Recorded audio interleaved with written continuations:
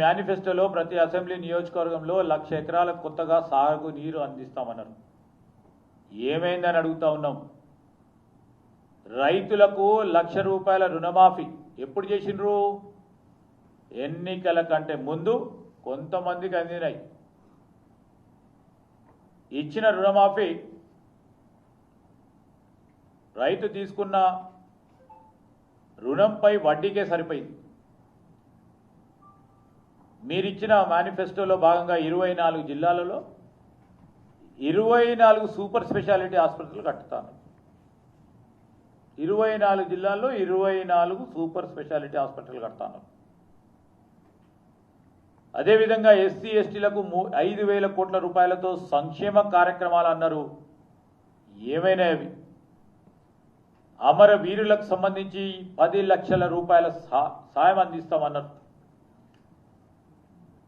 మీ మాటలతోనే మీరు ఉద్యమ సమయంలో 1,200 ప్రాణాలు తీసుకున్నారని మీ మాటల ద్వారానే ఆ వీడియో కూడా ఉంది.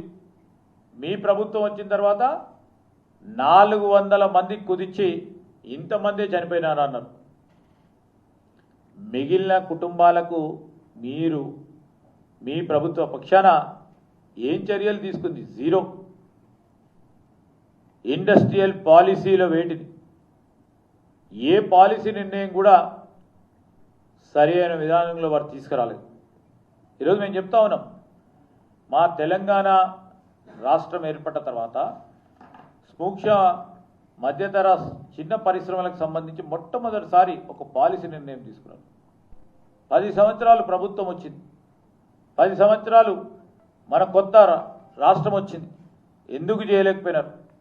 ఈరోజు మా హెల్త్ పాలసీ కానీ, లైఫ్ సైన్సెస్ పాలసీ కానీ, ఎలక్ట్రానిక్స్ పాలసీసే కానీ, ఈ పాలసీలు ఎందుకు తీసుకొస్తా ఉన్నామంటే ఈరోజు పరిశ్రమలకు సంబంధించి పెద్ద ఎత్తున ముందుకు తీసుకెళ్లే ప్రయత్న భాగంలో ఒక ఆలోచన దృక్పథంతో ముందుకు వెళ్తా ఉన్నాం.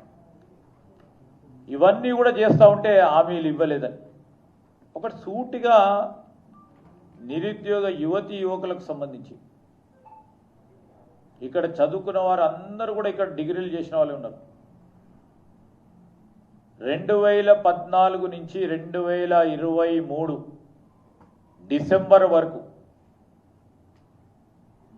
ఈ 10 సంవత్సరాల కాలం పాటు డిగ్రీలు పూర్తి చేసుకొని నేను గ్రూప్ 1 ఆఫీసర్గా పరీక్షలు రాసి ఈ రాష్ట్రానికి నేను గ్రూప్ 1 ఆఫీసర్గా సేవలు అందించాలని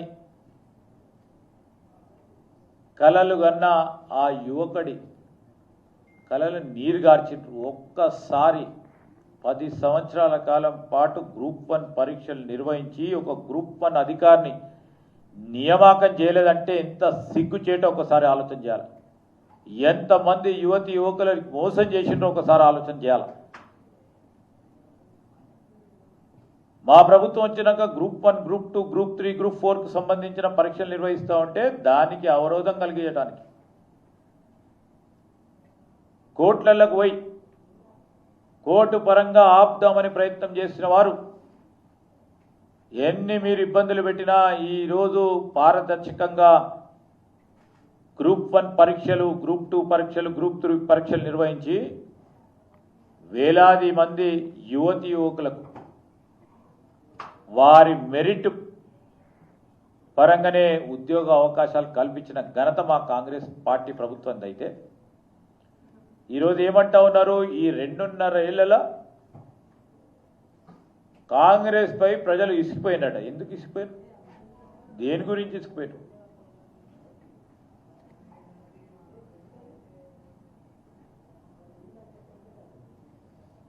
కాంగ్రెస్ పార్టీ 7వ తారీఖు డిసెంబర్ 2023 నుంచి మొదలుపెట్టింది ప్రజాపాలన కార్యక్రమంలో ఆ మహిళా సోదరులకు యావత్ రాష్ట్రంలో మహిళలకు ఉచిత బస్సు ప్రయాణం కలిగిస్తే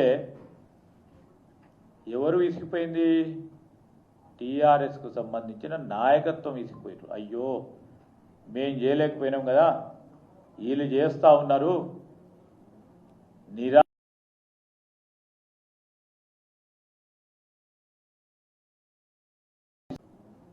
నిరాశతో ఇసిగిపోయిన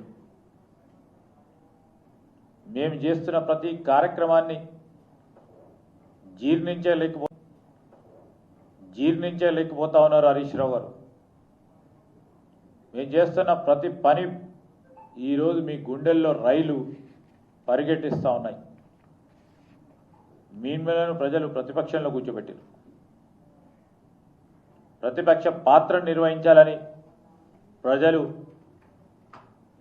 మీ అందరినీ కోరితే ఆ పాత్ర కూడా నిర్వహించలేని సందర్భం. ఎందుకంటే పార్లమెంట్ ఎన్నికల్లో, గ్రామ పంచాయతీ ఎన్నికల్లో, మున్సిపల్ ఎన్నికల్లో ఈరోజు ప్రజలు ఏ విధంగా టీఆర్ఎస్ పార్టీకి సంబంధించిన నాయకత్వంపై ఇసికి ఏసారి ఏ విధమైన జవాబు చెప్పినరో మీరు అప్పుడే మర్చిపోయినరా అని అడుగుతా ఉన్నాం. మీ మునిగిపోయే కారుకి మేము వస్తున్నాం రాబోయే ఎన్నికల్లో వస్తున్నాం అని చెప్పి మీ మునిగిపోయే కారు.